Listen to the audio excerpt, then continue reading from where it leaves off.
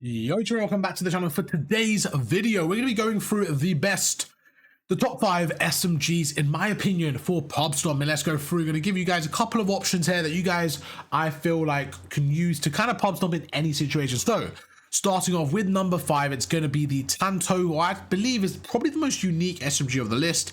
Let's go through it. Starting off, we do have gunfire on this one, so just take a look at some of the attachments. We have a suppressor with the reinforced barrel, precision foregrip, flip mag, ergonomic, balanced stock, steady aim, and the rapid fire. So I'm going to be honest, this weapon is a very unique one. I think it's good in situations, and that's why it's at number 5 for me. We're going to go through and explain why I think it's pretty good. I think it's good if you can kind of play a little bit slower and get into like buildings. Look how fast it actually kills. It's a very, very mobile, very, very strong weapon, right? Especially with the rapid fire, adds that rate of fire, but it does come with a bit of a kick. So what I would say, if you have like a medium range gunfight like you're seeing now, it's really, really not great. It just has a lot of kick on it. As you can see, that it shoots well. It shoots fairly, like the recoil itself is not too bad, but it's more the kick that's an issue for me than anything. It's such a kick heavy weapon that when you shoot, the gun kind of pushes in and out, and it feels really uncomfortable to like even shoot at range like that. So I would really, really stay away from maps where there's a bit of range to them, because there's some other SMGs that you can get a little bit of distance, and we'll go through them after. But for close range, I think it's good. I think it's very situational. For example, when you're in a building, I think it's very good because it's very strong, right? So for me, it's good at certain maps, good at close range. If you like that kind of playstyle, I would also recommend tap firing it, because it has quite a generally slow rate of fire. So definitely not a bad option. I don't mind it. It's just one that I probably won't go to as my go-to SMG, but it's definitely not a bad one. That's a class right there. For the rest of the classes, these are the kind of non-negotiables I have, okay? It's going to be Ghost, fast hands, and then for perk 3, I think you can run double time if you're a bit more aggressive. So I would say, for example, for this class, I would say, yeah, double time, sure, because we're trying to get in their building, stuff like that. But overall, I hate counter UAVs. When my counter UAV goes, like when my radar goes, I hate it. So I like vigilance. But again, it's completely up to you. I would say the non-negotiable should be Ghost. I feel like Ghost is a must-have. And yeah, that's gonna be it for number 5. Then we go to number 4. This is gonna be one of my favorite ones. It's the Jackal. This is gonna be a class set that we do use in rank play, so I'm very, very much used to this weapon. Just a really, really solid, really fun SMG. The reason it doesn't make it higher on my list is going to be a really weird option. You can see it's absolutely shooting. It really does shoot well. If you're just trying to pub stomp and get high kills, this gets higher on my list. But for nukes, it doesn't, and there's one reason why. It's really stupid, really crazy. It's because I don't like it with a silencer. There's some weapons that are good with silencers, like the C9, and some that I just don't think they suit a silencer. It's a really weird thing. It might just be a personal thing. Let me know below if you guys feel the same thing, but I feel like this weapon with a silencer, it just feels off. It feels really weird, and I just don't like it. So for me, if I'm using this weapon, if I need to get like a 100 kill game, for example, for a challenge, I would use this weapon, right? Because I'll go around and I really like this weapon. But if I'm going for a nuke, I have to have a silencer, in my opinion. I think a silencer is just so much easier to use. You do off the radar, stuff like that. So this is the deal. We've got the compensator, we have the long barrel, the Ranger foregrip, extended mags 1, ergonomic, infiltrator, steady aim, and the recoil springs. If you are trying to take off gunfighter, I would say steady aim is definitely a luxury attachment. You can get rid of steady aim. I will say you can get rid of the magazine as well. So you can get rid of the magazine, get rid of the steady aim, and then from there you can kind of play around. But I think if I had to get rid of one, I'm trying to think what I'll get rid of. Honestly, probably the recoil springs. Or yeah, kind of play around with the compensator. I think maybe the recoil springs. I think the barrel, the long barrel is the most important in my opinion. Underbarrel is pretty important as well. Ergonomic grip I really like. The stock again, maybe the stock actually. Maybe the stock in this situation you can get rid of. And yeah, that would probably be my 5 attachment build. But luckily we're using gunfire, so we can rock the recoil springs, go through, and we'll just put extended mags 1 on just like that. So there you go. That is going to be my class number 4. Again, very solid, just not the best because of the silencer in my opinion. Then we go through to number 3. This one is pretty good. It's pretty I'd say it's pretty beefed up in this current update.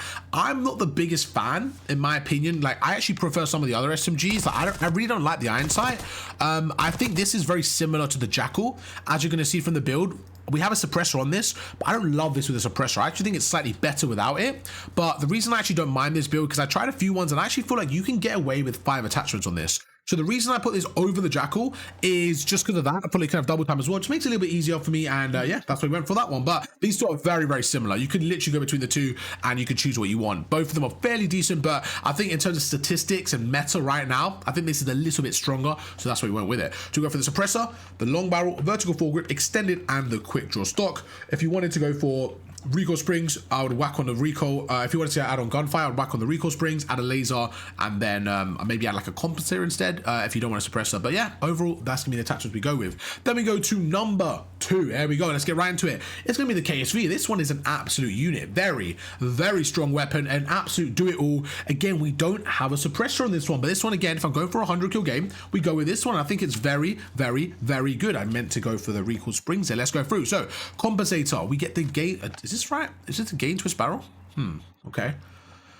I'm just going to go the long barrel. Normally, I go the long barrel. I don't really tell the difference, to be honest with you. I don't know the difference between the long and the gain and the reinforced, but I just feel like long barrel is always going to be better because the bullet velocity for me doesn't really mean too much because, you know, we're playing close range. So I'm going to go with the long barrel. Maybe that's wrong. I made these classes a few days ago before I went away, but this is, from my memory, I like the long barrel more. So, compensator, long barrel, range of foregrip, extended mags, ergonomic balanced, any laser, and the recoil springs. You can put a suppressor on this, but again, for me, this one just feels better without a suppressor. So, I would say between 2, 3, and 4, they're kind of just your preference. I think the KSV is a little bit stronger, so I put that number 2. 3 and 4, it really is about preference. Again, I actually like the Jackal more, I would say, than the PP, but I think the PP statistically is better, so that's why I put it as number 3.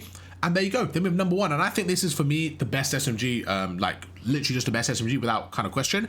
It's the C9. Again, suppressor for me is key. This one feels better with a suppressor. Unbelievable weapon. Suppressor, long barrel, ranger, extended, ergonomic balance, steady aim, and the recoil springs. I'm not gonna lie, this is insane. It's insane at close range. You can see it's really good at close range, but it actually can shoot at medium range as well. Like, it actually doesn't feel bad, as you saw right there. So if you do get kind of caught out and you have to bail yourself out, you really can in this weapon. I think it's a very, very good weapon, and that's why it's my number 1. Every time I'm going for a nuke, I would go with this one because it's my best one. It's got a lot of bullets with 40 bullets. The mobility is fantastic. The iron sight is incredible. And I'm just a huge, huge fan of the C9. You know, MP5s would be one of my favorite weapons. So C9, it just comes in no different. It's an absolute unit. Very, very good. And these are my 5. So we start for the C9. Number 2 is a KSV. 3rd is going to be the PPSH / the Jackal, whatever preference. And then, so this is 3 and 4 kind of tied together. And then 5 is going to be the Tanto. After the Tanto, I would say probably the PP9 or the Compact. Compact's not bad. Compact's not bad.